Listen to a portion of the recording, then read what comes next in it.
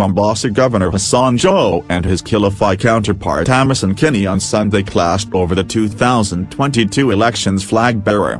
While Mr. Joho insisted that he was the right candidate to represent the coastal people, Mr. Kingi said unity of the region was paramount. Speaking during fundraising event in Tamduni, Kilifi County, Mr. Kingi said it was premature for the region to say who would run for the presidency if it remained divided.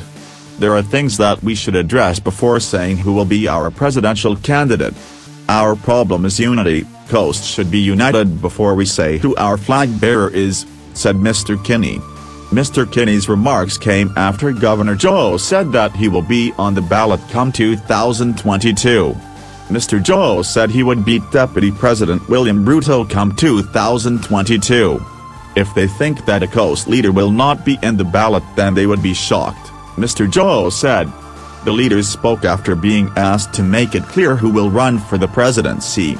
In 2017, Mr. Joho and Mr. Kingi had promised their supporters that they would engage each other to decide who would run for the presidency. The leaders, including senators and MPs, endorsed Mr. Joho for the top seat. On Sunday, Mr. Kingi downplayed the calls, saying the buck stops with the coast voters. Talks between Joho and Kingi is an easier task. We need to be united, said Mr. Kingi. Kilifi Senator Stuart Madzayo and his Mombasa and Kwale counterparts Mohammed Faki and Isaboy also called for unity of the people. Senator Faki said, "This is the time to give our own a chance. We need to build our unity before 2022.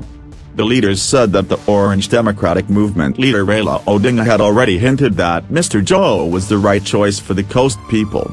We were with Bubble Mr. Odinga in Wajir and he has already shown us who will inherit his seat. We are only waiting a formal announcement," Mr. Mwini said.